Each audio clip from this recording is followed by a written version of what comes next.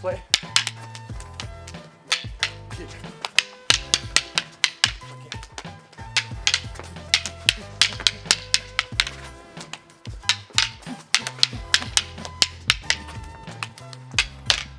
Hey guys, I've got a gift for you all, and most especially for the Balintawak community.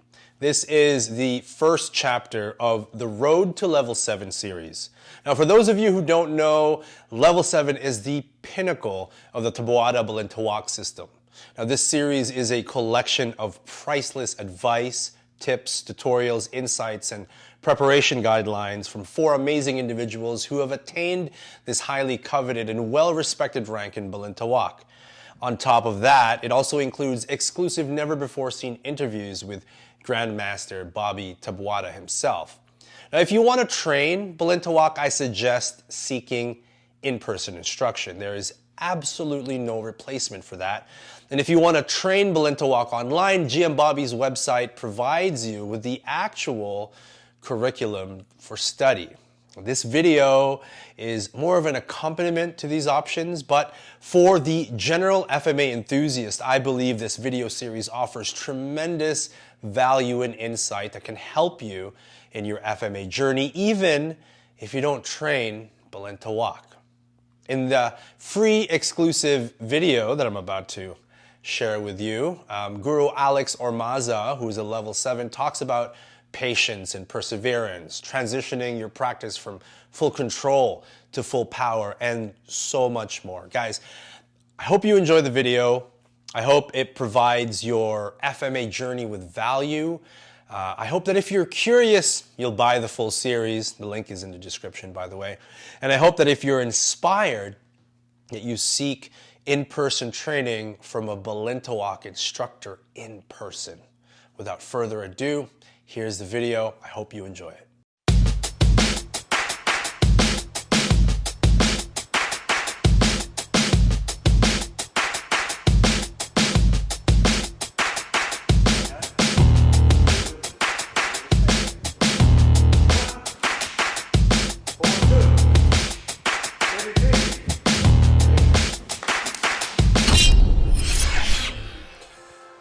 Level 1, you kind of enter it like a caterpillar into a cocoon. You're gonna be alone, you're gonna be isolated, and you're gonna be doing a lot of solo drills, tons and tons.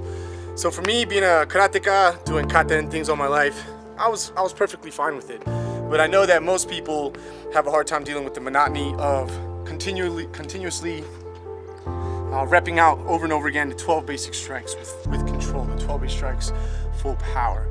Shadow fighting, which is 54 hits. Now you have to struggle with memory, and then finally you're finishing up with all your basic blocks. So that cocoon that's built around you, when you finally burst out of it, you know how to strike with control, you know how to strike with full power. You can start putting together sequences of strikes like in shadow fighting, and you're able to defend yourself with your basic blocks from all different angles. So for me, Level 1 is a cocoon that you're gonna enter a caterpillar and you're gonna come out ready to fly and take on the world. So I think a lot of the frustrations at first come from the lack of leg strength and mobility. So I always like to stress stances from the get-go. Level 1 is all about building the house from the ground up. So your footwork has to be precise, your pivoting, the way you bend your knees, the way you keep your shoulders over your hips, balance, power.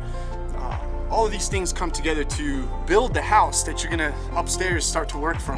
So you could be an amazing, swinger of a stick, whatever, but if you got weak legs, you got weak stances, you have no balance, you have no stability, it's just a show. So for me, Level 1, you build it from the ground up, get those legs nice and strong. So people, for the most part, that's why you get a lot of guys in the gym that got big upper bodies and these little chicken legs, because they don't like to work legs. It's grueling, it's painful, you walk funny for a few days, but that's exactly what it takes, man. You gotta have strong legs to be a hell of a martial artist. Yeah, so Level 1, you're first learning to strike with control. Because if you take 100 people off the street and you say, punch me in the face as hard as you can, everyone's gonna do a good job.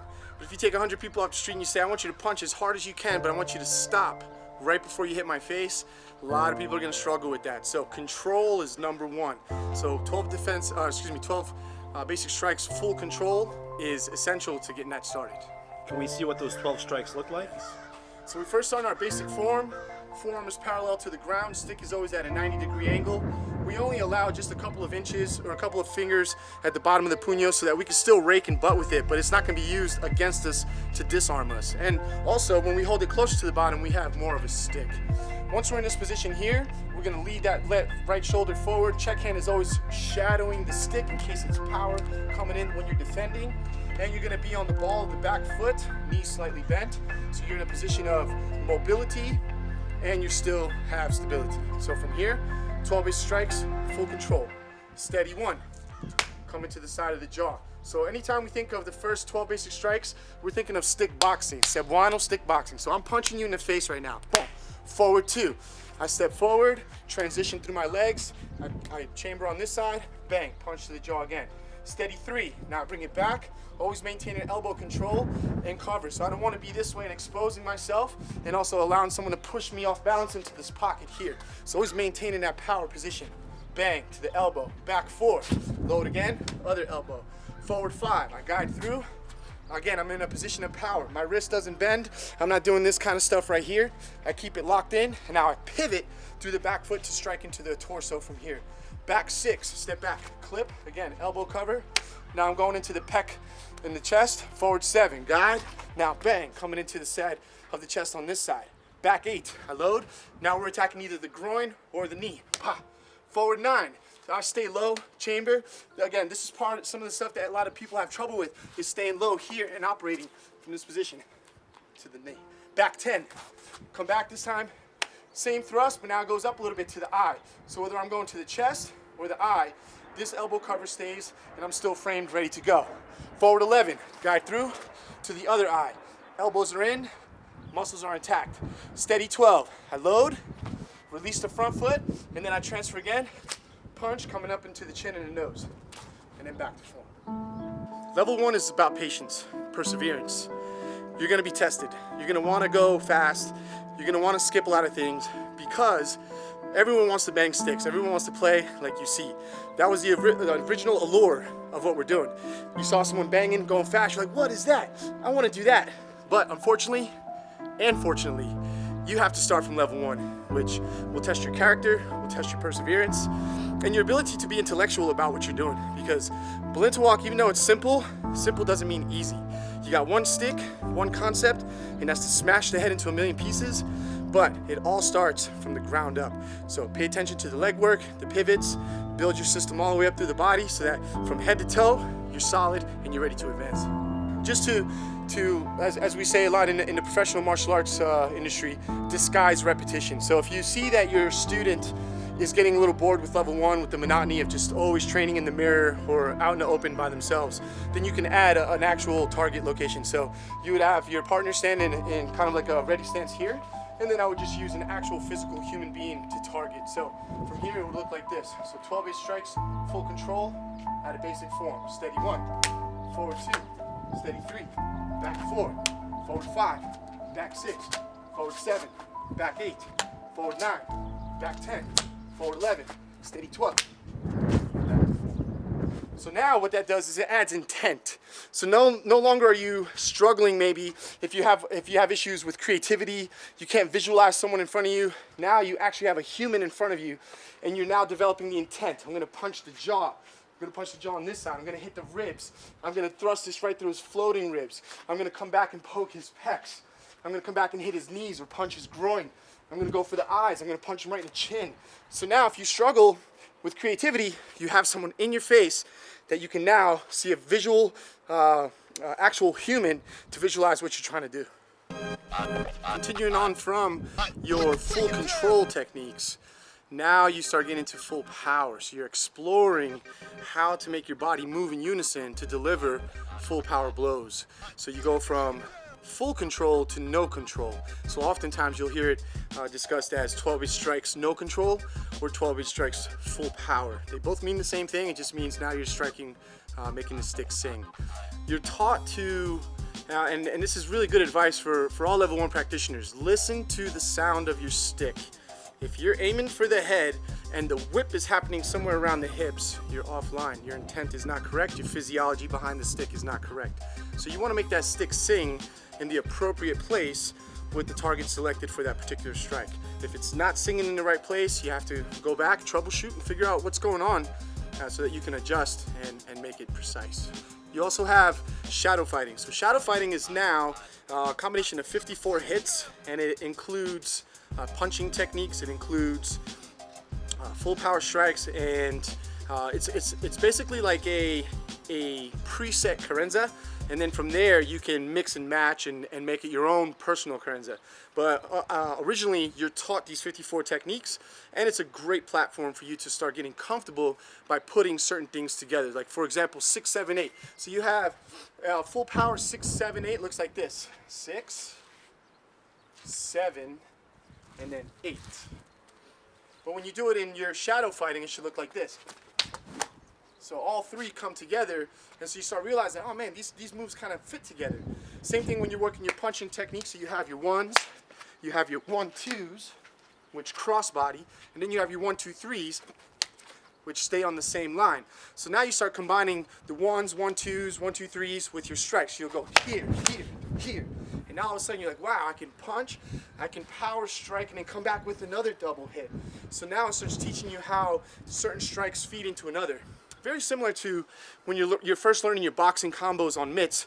You realize that a 2-3-2 just fits so nice together. So that's what shadow fighting is teaching you, how to put certain moves together so that they feel good, and you now have multiple strikes in succession. So shadow fighting, full control, and no control. Yep. And then you finish with your blocks. So we first start with your side-to-side blocks. So from here, you're just learning to pivot through the body, maintaining your bubble, maintaining stick alignment. So one of the things I like to always tell my level 1 guys is make sure that you're pushing through that pinky knuckle. It keeps that tip up. A lot of times, if you don't push that pinky knuckle, you tend to make the tip of the stick go down. And if it's a powerful hit, it'll slide down right to your hand, and you'll disarm yourself. So you always push that pinky knuckle out, keeping this here. Making sure you're always tight. You never want to chase your sticks out here. You never want to break outside your own bubble. Because bottom line, if a stick's going to hit you, it's got to come to you. So you keep it very tight. One of the secrets to being fast is learning to draw straight lines between both sides of the body. So for example, if I'm standing and I do a side block here, and I need to get to this side, and I do this, well, that's a clear arc from point A to point B. But if we're to look at math and apply geometry, if I need to get from point A to point B the quickest, it needs to be a straight line. So if I'm over here defending and a stick is coming this way, I pull my elbow back and it draws a straight line back to this side of my body. Ah, so the line is with a stick, not... Got it. My elbow facilitates it, because if my elbow stays stationed here and I turn, the stick arcs. See, Right. There's an arc. But if I'm here and I need to get to there as fast as I can, I pull my elbow, which draws my stick straight this way to here.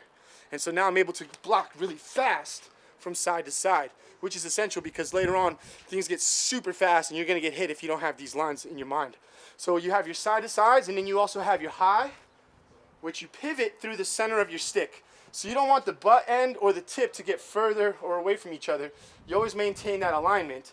And then when you transition to the other side, you pivot through the center of the stick here, which is in alignment to your center line. So you're always guarded. Instead of going high, opening yourself up and then blocking again, you are constantly covered.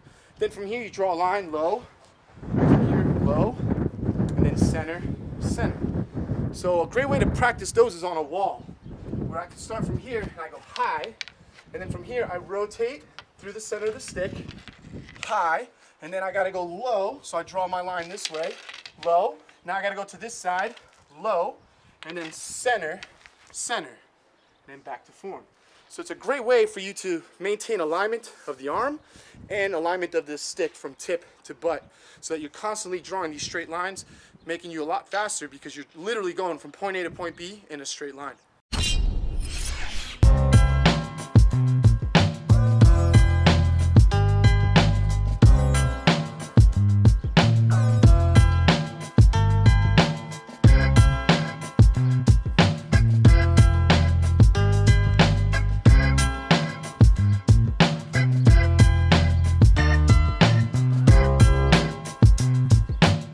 All right, so one of the cool things about grouping system is that you can go back and employ all the things you've learned in level 1 and 2. Again, your level 1 and 2 is the cocoon. You're a caterpillar. You're solo drilled to death. You don't have anybody to play with, but you're forming yourself. You're becoming something that's ready to fly. So this is an awesome application to those 6 blocks. So we just basic play. Kick.